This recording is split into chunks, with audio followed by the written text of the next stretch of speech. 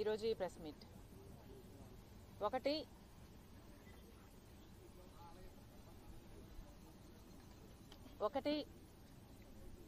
నేను రాజశేఖర రెడ్డి బిడ్డను కడపలో ఓడిపోతానేమో అని తాను బాధపడుతున్నట్టుగా జగన్మోహన్ రెడ్డి గారు మాట్లాడారు.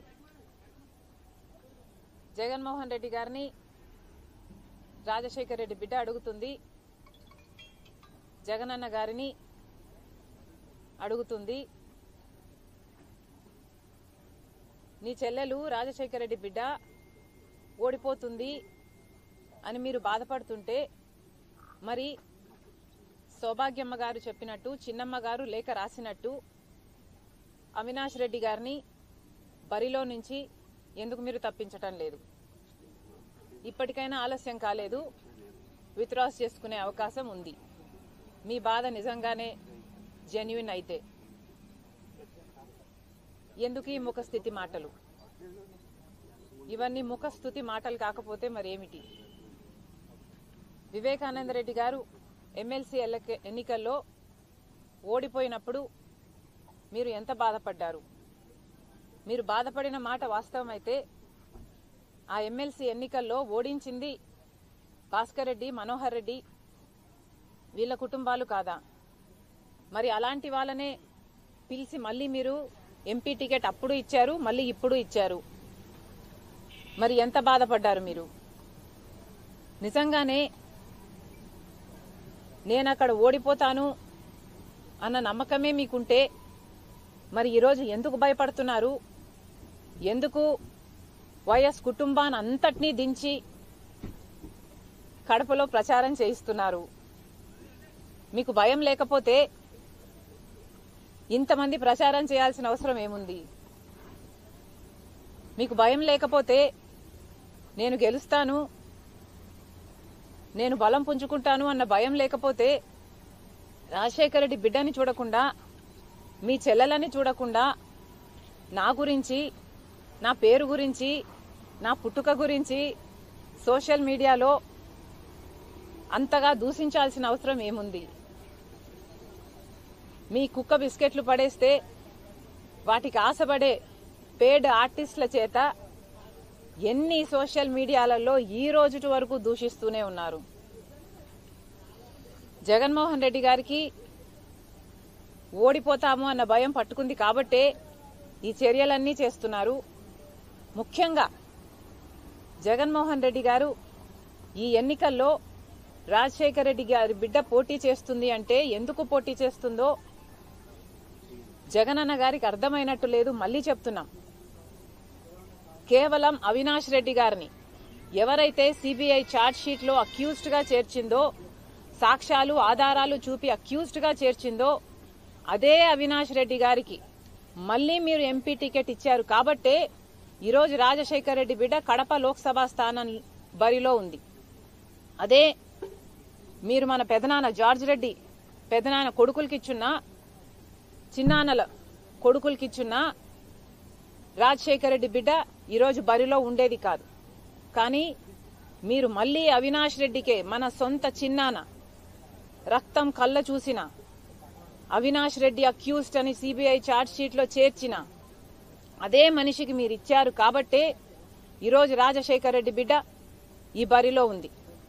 మళ్లీ చెప్తున్నాం, జగన్మోహన్ రెడ్డి గారు రాజశేఖర రెడ్డి గారి కుటుంబానికి, రాజశేఖర రెడ్డి గారి అభిమానులకి, కడప జిల్లా ప్రజలకి సమాధానం చెప్పాల్సిన అంశాలు ఎన్నో ఉన్నాయి.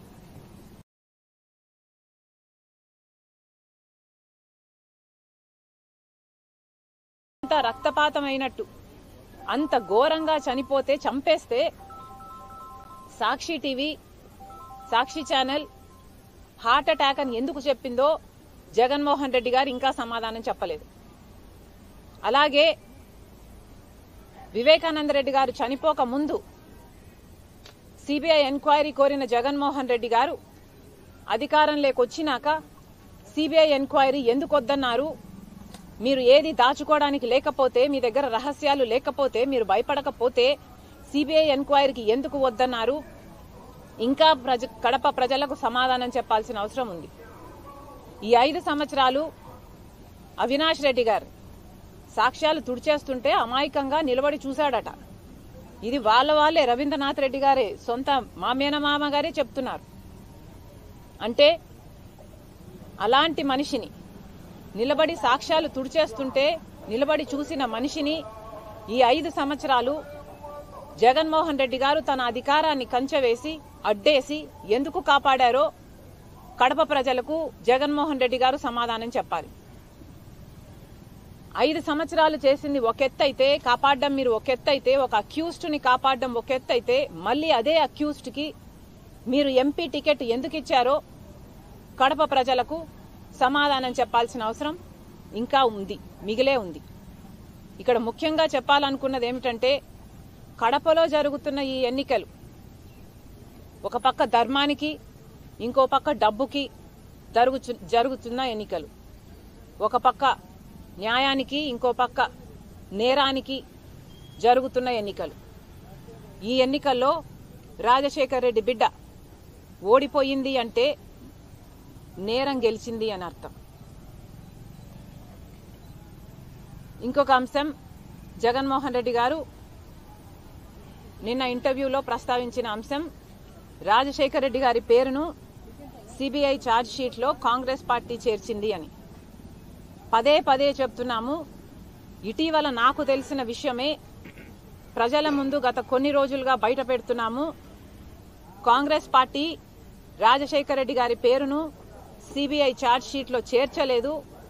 వాస్తవం ఏమిటంటే, అసలు రాజశేఖర్ రెడ్డి గారి పేరు ఎఫ్ఐఆర్లో కూడా లేకపోతే సుధాకర్ రెడ్డి గారు, ఎవరైతే ఇప్పుడు ఏఏజీగా ఉన్నారో కొనుగోలు సుధాకర్ రెడ్డి గారు, అదే పనిగా రాజశేఖర్ రెడ్డి గారి పేరు కూడా ఈ కేసులో లేకపోతే, ఛార్జ్ షీట్లో లేకపోతే, జగన్మోహన్ రెడ్డి గారు ఈ కేసులలో నుంచి బయటపడటం అసాధ్యము అని సిబిఐ కోర్టులో పిటిషన్ వేశాడు, హైకోర్టులో పిటిషన్ వేశాడు, సుప్రీంకోర్టులో కూడా పిటిషన్ వేశాడు. ఆ మేరకు సిబిఐ రాజశేఖర్ రెడ్డి గారిని పేరుని ఛార్జ్ షీట్లో చేర్చింది తప్ప కాంగ్రెస్ పార్టీ రాజశేఖర్ రెడ్డి గారి పేరును ఛార్జ్ షీట్లో చేర్చలేదు. ఇక్కడ గమనించాల్సిన విషయం ఏమిటంటే, కొడుకయ్యుండి ఎంత దుర్మార్గం కాకపోతే సొంత తండ్రి పేరుని ఛార్జ్ షీట్లో చేర్పిస్తాడు. చేర్పించిన వ్యక్తిని 5 రోజుల్లో 6 రోజుల్లోనే, ఈయన ముఖ్యమంత్రి అయిన 6 రోజుల్లోనే ఏఏజీ పదవిని కట్టబెడతాడు. ఇది దుర్మార్గం కాకపోతే, ఇది సిగ్గుచేటు కాకపోతే ఏమిటి అని రాజశేఖర్ రెడ్డి బిడ్డ, రాజశేఖర్ రెడ్డి గారి అభిమానులు అడుగుతున్నారు. మీరు స్వార్థం కోసం ఈరోజు రాజశేఖర్ రెడ్డి గారి పేరుని సిబిఐ ఛార్జ్ షీట్లో చేర్పించి ఈ దుర్మార్గపు చర్య చేయడమే కాకుండా మళ్ళీ ఆ బురదని ఇంకొకరి మీద పూయాలని చూస్తున్నారు. ఇది సబబు కాదు. రాజశేఖర్ రెడ్డి గారి అభిమానులందరికీ మళ్లీ చెప్తున్నాం, రాజశేఖర్ రెడ్డి గారి పేరును సిబిఐ ఛార్జ్ షీట్లో చేర్చింది జగన్మోహన్ రెడ్డి గారి మనిషి. జగన్మోహన్ రెడ్డి గారు ఆ మనిషిని పిలిచి 6 రోజుల్లోనే ఏఏజీ పదవిని ఇచ్చారు. ఇది దుర్మార్గం కాకపోతే ఏమిటో, తండ్రి పేరుని ఛార్జ్ షీట్లో చేర్పించడం దుర్మార్గం కాకపోతే ఏమిటో ఆంధ్ర రాష్ట్ర ప్రజలందరూ ఆలోచన చేసుకోవాలి. ఇంకొక అంశం కూడా ప్రస్తావించారు జగన్మోహన్ రెడ్డి గారు. కాంగ్రెస్ పార్టీ చంద్రబాబు గారి చేతిలో remote control, Congress party is remote controlled by Chandrababu Naidu అన్న స్టేట్మెంట్ చేశారు. జగన్మోహన్ రెడ్డి గారికి రిమోట్ కంట్రోళ్ల గురించి బాగానే అవగాహన ఉంది. ఎందుకంటే గత 5 సంవత్సరాలుగా జగన్మోహన్ రెడ్డి గారు కేంద్రంలో మోడీ చేతిలో ఒక రిమోట్ కంట్రోల్గా ఉన్నారు, రాష్ట్రంలో తన ఇంట్లో ఉన్న వాళ్ళ చేతుల్లో రిమోట్ కంట్రోల్గా ఉన్నారు. ఇద్దరి పేర్లు బీతోనే మొదలవుతాయి, బీజేపీ అయినా ఇంట్లో ఉన్న వాళ్ళైనా. మీరు రిమోట్ కంట్రోల్గా మారి ఈరోజు మోడీకి ఏ బటన్ నొక్కితే ఆ పని చేసి పెడుతున్నది మీరు కాదా? మోడీ గంగవరం పోర్టుని అదానికి ఇచ్చేయండి అంటే ఆ పని చేసి పెట్టింది జగన్మోహన్ రెడ్డి గారు కాదా? రిలయన్స్ రాజశేఖర్ రెడ్డి గారి చాపర్ యాక్సిడెంట్ లో రిలయన్స్ హస్తం ఉంది అంటే జగన్మోహన్ రెడ్డి గారు చెప్తే ఈ రోజు వరకు కూడా, ఆ రోజు గొడవలు చేసిన వాళ్ళు ఈ రోజు వరకు కూడా కేసులలో ఇరుక్కొని ఉన్నారు. అలాంటి రిలయన్స్ ని బీజేపీ బటన్ నొక్కితే మీరు రాజ్యసభ సీటు ఇవ్వలేదా? ఇలా మోడీ ప్రతి చట్టానికి ఈ 5 సంవత్సరాలలో ప్రతి బిల్లుకి రిమోట్ నొక్కుతూనే వచ్చాడు. జగన్మోహన్ రెడ్డి గారు ఇక్కడ మద్దతు ఇస్తూనే వచ్చారు. ఆఖరికి మణిపూర్ ఘటనలో కూడా, నో కాన్ఫిడెన్స్ మోషన్ లో కూడా జగన్మోహన్ రెడ్డి గారు మోడీకి రిమోట్ కంట్రోల్ గానే వ్యవహరించారు. జగన్మోహన్ రెడ్డి గారిని సూటిగా ప్రశ్నిస్తున్నాం, మీరు రాజశేఖర్ రెడ్డి గారి వారసుడా, మోడీ గారి వారసుడా? నిర్మలా సీతారామన్ లాంటి నాయకురాలే ఈరోజు చెప్తున్న విషయం మోడీ దత్తపుత్రుడు జగన్మోహన్ రెడ్డి అని. నిజంగానే మోడీ దత్తపుత్రుడిలాగే, మోడీ వారసుడిలాగానే జగన్మోహన్ రెడ్డి గారు వ్యవహరించిన మాట వాస్తవం కాదా? రాజశేఖర్ రెడ్డి గారు జీవితాంతం బీజేపీ పార్టీ వ్యతిరేకి, బీజేపీ సిద్ధాంతాలకు వ్యతిరేకి. ఎందుకంటే బీజేపీ పార్టీ ఒక మతతత్వ పార్టీ కాబట్టి. మతం పేరుతో చిచ్చు పెట్టడం, ఆ మంటలో చలి కాచుకోవడం బీజేపీకి అలవాటు కాబట్టి. ఒక మతాన్ని అవమానించడం, ఇంకో మతాన్ని రెచ్చగొట్టడం బీజేపీకి తెలిసిన రాజకీయం మాత్రమే కాబట్టి. రాజశేఖర్ రెడ్డి గారు అంతగా వ్యతిరేకిస్తే, గోద్రా సంఘటనలో రాజశేఖర్ రెడ్డి గారు బీజేపీని అంత దులిపేస్తే, మరి జగన్మోహన్ రెడ్డి గారు మణిపూర్ విషయంలో క్రైస్తవులు అయ్యుండి ఒక మహిళను నగ్నంగా ఊరేగించారు. అంత ఘోరాతి ఘోరంగా క్రైస్తవుల పట్ల వ్యవహరిస్తే మరి జగన్మోహన్ రెడ్డి గారు ఏం చేశారండి? మోడీ గారి వారసుడిగా, మోడీ గారి దత్తపుత్రుడిగా అదే మణిపూర్ ఇష్యూలో బీజేపీకే సపోర్ట్ ఇచ్చారు.